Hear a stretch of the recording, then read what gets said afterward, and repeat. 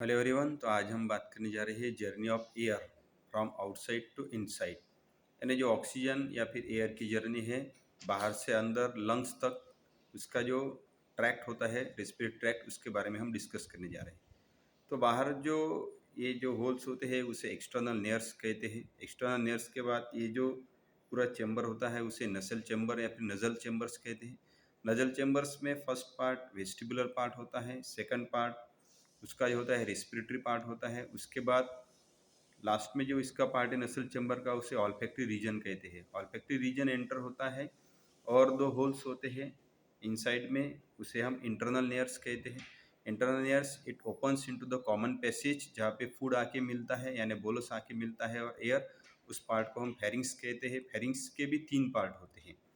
जो स्टार्टिंग वाला पार्ट है उसे हम नैसोफेरिंग्स कहेंगे, बीच में का जो है उसे ओरोफेरिंग्स कहेंगे, उसके बाद है उसे लैरिंगोफेरिंग्स कहेंगे। लैरिंगोफेरिंग्स के बाद जो एंट्री होती है एयर की वो साउंड बॉक्स यानी कि लैरिंग्स।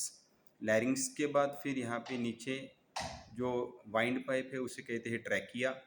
ट्रैकिया के ब्रांचेस होते हैं दो, बाद में दो लंग्स में जाएंगे, उसे कहेंगे प्राइमरी ब्रोंकाई। प्राइमरी ब्रोंकाई का और ब्रांचेस होंगे सेकेंडरी ब्रोंकाई, सेकेंडरी ब्रोंकाई के और ब्रांचेस टर्शियरी ब्रोंकाई, देन ब्रोंक्यूलस।